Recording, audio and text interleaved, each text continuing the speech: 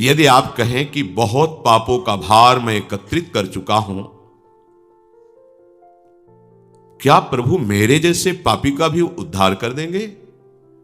मैंने हिंसा की, चोरी की, पापाचरण किया, कभी बड़े बुजुर्गों की सेवा नहीं की, कभी गुरुजनों की आज्ञा में नहीं रहा, मनमानी आचरण करके अपने को नष्ट कर लिया। क्या अब भी उपाय है मेरे कल्याण के लिए? तो कह रहे हैं कि तू चाहे जितना बड़ा पाप करने वाला हो, तू चिंता मत कर, क्योंकि जय नाम धेय मुनि वृंद गेय जनरंजनाय परमाक्षराकृते त्वम नादरादपि मनागुदीरितम निखलोग्र ताप पटली विलुम्पशी। जय हो, मुनिगणों के द्वारा जपे जाने पर प्रभु को भी अधीन करने वाले नाम की जय हो। हमें चिंता नहीं करनी कि भगवान हमें स्वीकार करेंगे कि नहीं। उनकी तरफ से स्वीकृति की बात अब हमें नहीं देखनी, हमें अपनी तरफ स्वीकृति की देखनी है। क्या आपने नाम को स्वीकार किया कि नहीं? ये वो नाम है जिसकी जय मुनिगण कर रहे हैं, घोर पाप प्रवृत्तियों से निकाल करके महात्मा बना दिया। उल्टा नाम जपत जग जाना, बाल्मीक भय ब्रह्म समाना। कोई और दूसरा साधन नहीं। नाम निरंतर रटने का प्रभाव हुआ कि पाप सब नष्ट हो गए। खास बात नहीं, पाप की प्रवृत्ति का नाश करके भगवत प्रेम प्रकाशित कर दिया। यह भक्तों को प्रतिक्षण सुरक्षित रखता है। अनुरंजनम, भक्तों के हृदय को आनंद प्रदान करता है। ये भगवन नाम, ये और कोई नहीं है। अक्षरों की आकृति धारण किए हुए स्वयं भगवान की सामर्थ्य विराजमान है। ध्यान दीजिए, राधा, कृष्ण, हरि, ये और शब्द नहीं है, ये साक्षात प्रभु की अपार सामर्थ्य अक्षर की आकृति धारण करके आपकी जिह्वा पर आ गई है। इसमें यदि आपकी श्रद्धा हो गई तो आप सारी की सारी सामर्थ्य आपके हृदय में ये नाम जागृत कर देगा। उत्कर्ष प्रदान करने के लिए सदैव गरज रहा है भगवान नाम। आपको महामहिम पद में पहुंचाने के लिए समर्थ है नाम। प्रभु को अधीन करके आपके हृदय में प्रकाशित करने की सामर्थ्य एकमात्र नाम में विराजमान है। नाम में यदि कोई अनादर पूर्वक नाम उच्चारण करे तो उसका कल्याण हो जाता है। अनादर पूर्वक, क्या राधा राधा राधा, बस तुम अश्रद्धा पूर्वक बोले राधा राधा, यही आपका कल्याण कर देगा। इसमें श्रद्धा की आवश्यकता इस कोटि से नहीं है कि जैसे आग को छुओ तो श्रद्धा की आवश्यकता नहीं है, उसकी सामर्थ्य जला देना। दाहिका शक्ति आपको जला देगी। आप अश्रद्धा से छुओ, गुस्सा से छुओ, अपमान करने के लिए उसे छुओ तो भी वो आपको जला देगी, क्योंकि उसमें दाहिका शक्ति है। जहर में मारण शक्ति है। श्रद्धा से पियो, अश्रद्धा से जबरदस्ती कोई पिया दे तो भी मरी जाओगे, उसमें मारण शक्ति है। नाम में तारण शक्ति विराजमान है। अश्रद्धा से बोलोगे राधा राधा तो भी तार देगा नाम। ओहो, यदि अब भी समझ में नहीं आ रहा तो भगवान जाने तुम्हारी क्या गति होनी है। संकेत में, परिहास में, अनादर में, उपहास करने के लिए यदि नाम का उच्चारण कर लिया तो लिंग देह पर्यंत समस्त भयंकर पाप समूहों को समूल नष्ट कर देता है नाम। तो अनादर आदपि मनागुदीरितम, अनादर पूर्वक कोई यदि नाम ले तो भी उसका मंगल कर देता है नाम। आहा, निखलोग्र ताप पटलिम विलुम्पशी, जो महान कष्ट देने वाले, जलाने वाले हमारे पाप कर्म तैयार हैं हमको नष्ट करने के लिए, ये नाम उनको नष्ट कर देगा। अतः उपासक नाम को स्वीकार करे, ये चिंता न करे कि मुझे भगवान स्वीकार करेंगे कि नहीं। नाम को तुम स्वीकार, बड़ी खुली छूट है। प्रभु स्वीकार करेंगे कि नहीं, इसमें हमें विश्वास करना पड़ेगा महात्माओं का, हमें अनुभव की तरफ बढ़ना पड़ेगा। पता नहीं कितने दिनों में अनुभव होगा कि भगवान मुझे स्वीकार किए हैं कि नहीं, पर यह बात तो अभी आनंद दे रही है। हमारी स्वीकृति की बात है कि हम आज अभी इसी क्षण नाम भगवान को स्वीकार करते हैं, जो अक्षर रूप से आकृति धारण करके हमारी जिह्वा पर विराजमान है। नच नामाभाषः पापान्येव दग्ध्वा निवर्तते अपितु स्ववाच्ये भक्तिम च प्रकाश यतीत्याह। ये केवल कथन मात्र नहीं है, ये तो नाम की महिमा ऐसे गा रहे हैं, पता नहीं सत्य वस्तु है कि नहीं। नामाभास केवल पापों को जलाकर निवृत्त नहीं हो जाता, वो अपने वाच्य को अधीन करके हृदय में प्रेम प्रकाशित कर देता है। जैसे कृष्ण ये वाचक है और कृष्ण रूप ये वाच्य है। ये वाचक, ये नाम उस रूप को आकर्षित करके उसके प्रति अपार प्रेम प्रकट करके आपके हृदय में स्थापित कर देगा। कितनी अपार महिमा है, और कुछ करने की जरूरत ही नहीं है। कितना समर्थ है नाम।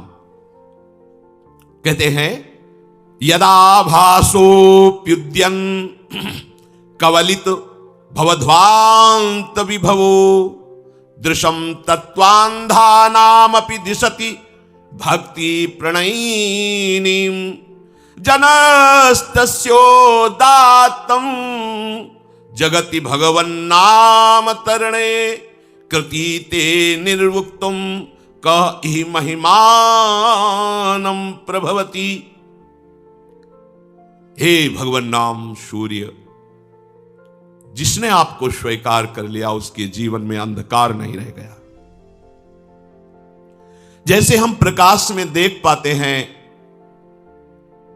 भ्रम हो जाए कि रस्सी में सांप है तो बिना प्रकाश के नहीं देख पाएंगे, तो जैसे हम प्रकाश में देख पाते हैं कि वो सर्प नहीं, वो रस्सी है, हमारा भ्रम था कि हम रस्सी को सर्प मानकर भयभीत हो रहे थे, ऐसे ही नाम भगवान रूपी सूर्य के प्रकाश में हम देख पाते हैं ये जगत नहीं, जगदीश ही जगत बने हुए हैं।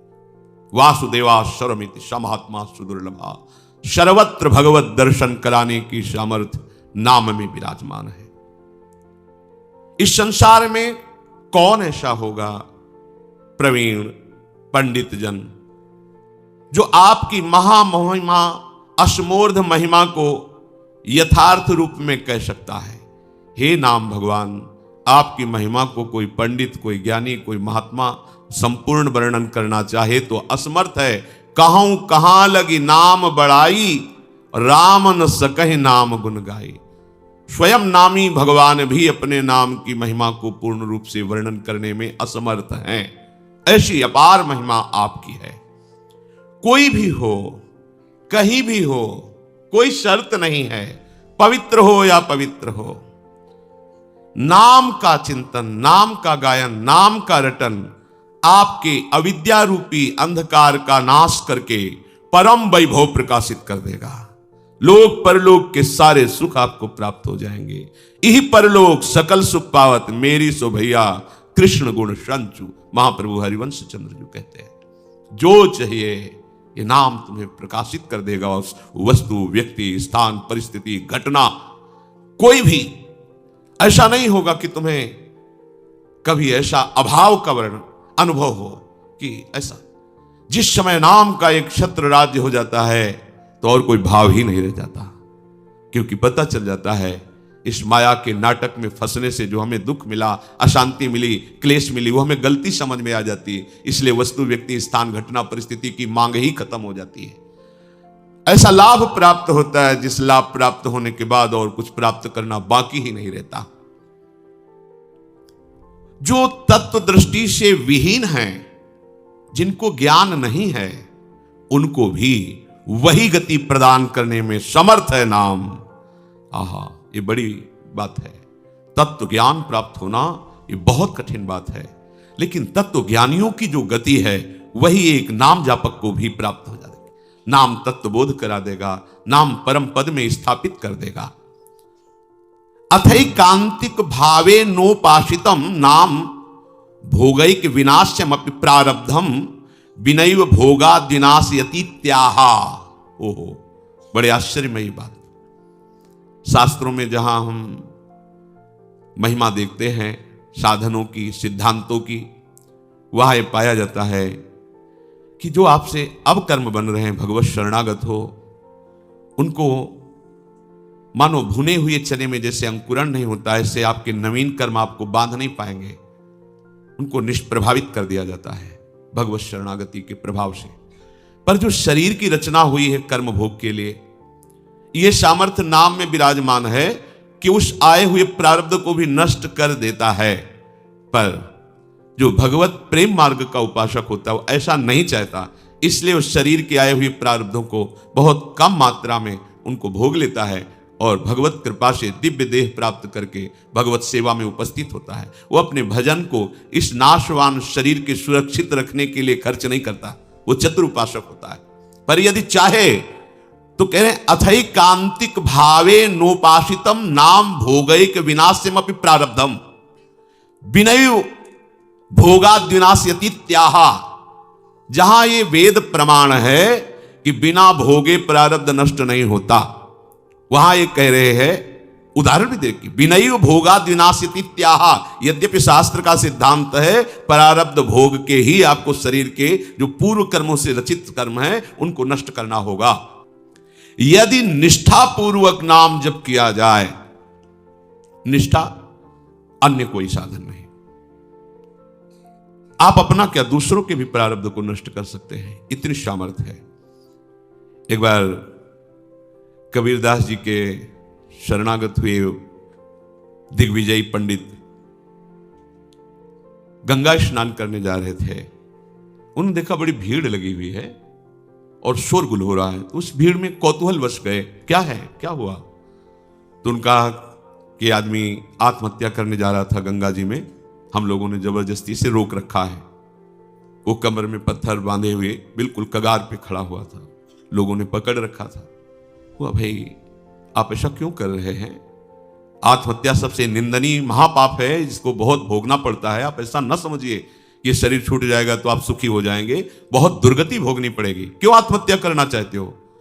तो उनका मेरे शरीर में गलित कुष्ठ तुम्हें दिखाई नहीं दे रहा, इसकी दुर्गंध से मैं ही इतना पीड़ित हूं। दर्द तो है ही, पर इतनी दुर्गंध है कि बस मृत्यु ही मुझे अच्छी लग रही है। कोई औषधि काम नहीं कर रही, कोई मेरे से बात नहीं करता, कोई मेरे नजदीक नहीं आना चाहता। बोलो मैं ऐसी जिंदगी कैसे धारण करूं? मैं खुद उब गया हूं इस जीवन से, पूरा शरीर सड़ रहा है, इतनी भारी दुर्गंध है, कोई नजदीक नहीं आता, कोई मुझे प्यार नहीं करता, कोई मेरी सेवा नहीं करता, कोई मेरे से बात नहीं। अब कैसे मैं जीऊं? देख लो कर्म का फल, देख लो। आप आज स्वस्थ हैं तो आप भजन छोड़कर मनमानी आचरण कर रहे हैं। कल जब ऐसे कर्म फल की स्थिति आएगी जो आप कर्म किए हैं कि आपसे कोई बात भी नहीं करेगा, आपके पास भी नहीं कोई बैठेगा, आप खुद जीना नहीं चाहेंगे, वो कर्म आपको इतना दंड देगा। इसलिए सावधान रहो। अवश्य में वो भोक्तव्यम कृतम कर्म शुभाशुभम, जो आपके शुभ अशुभ कर्म है वो आपको भोगने पड़ेंगे यदि सावधान नहीं रहे। उन्होंने कहा कि तुम भगवान नाम की महिमा को जानते नहीं हो, यदि नाम महिमा जानते तो तुम आत्महत्या करने के लिए न जाते। छोड़ो पत्थर, मैं जो कह रहा हूं मेरी बात मानो। कमर से रस्सी से जो पत्थर बांधा था छोड़ दिया। बोले खड़े हो गंगा जी में और राम डुबकी लगाओ, राम डुबकी लगाओ। 3 बार बोले, एकदम खत्म। ये उनकी कोई सुकृत नहीं थे जिसके शरीर में गलित कुष्ठ था। एक तो ये महान विद्वान शास्त्रज्ञ, दूसरी बात गुरु कृपा पात्र, तीसरी बात नाम महिमा को समझ चुके थे कबीरदास जी के द्वारा। कबीरदास जी ने इन्हीं को परास्त किया था। ये दिग्विजयी पंडित थे, कोई इनके सामने टिकता नहीं था, सब शास्त्र इनकी जिह्वा पे विराजमान थे। काशी के विद्वान घबरा गए कि अगर काशी को पराजित कर दिया तो बहुत बड़ी ये निंदा का विषय होगा, क्योंकि ज्ञान समुद्र काशी है। उनका इससे तो जीत पाना बड़ा कठिन, इसकी तो जिह्वा पे सरस्वती बैठी हुई है। उन्होंने कहा कि यदि हमारे यहाँ के सबसे बड़े पूज्य महापुरुष कबीरदास जी अगर वो हार गए तो पूरी काशी हार गई, तुम उनको परास्त करो जाकर। यहाँ किस किस से आप विद्वता पूर्वक वाक युद्ध करेंगे, एक से एक विद्वान है, सालों लग जाएगा। हम सब सहमति देते हैं कि आप कबीरदास जी को परास्त कर दे, मानो वाराणसी परास्त हो गई। ठीक है, कबीरदास जी के पास गए, उन्होंने कहा शास्त्रार्थ करना चाहते हैं। हमें शास्त्र कहां आता है? कबीरदास बोले पराजय लिख दो, इसमें दस्तखत कर दो, वहां करवा लो जहां दस्तखत। बोले काशी के विद्वानों ने कहा है कि आपकी पराजय पूरी काशी की पराजय। तो बोले फिर रुक जाओ,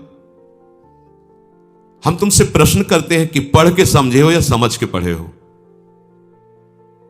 अब जो हरि के चरणारविंद के प्रेम में डूबा हुआ है उसकी वाणी सरस्वती भी नहीं समझ सकती। पहली बार उसकी बात ही समझ में नहीं आई कि बाबा प्रश्न क्या कर रहे हैं। फिर हाथ जोड़ा, कहा महाराज एक बार फिर प्रश्न कीजिए। तो उन्होंने कहा पढ़ के समझे हो कि समझ के पढ़े हो?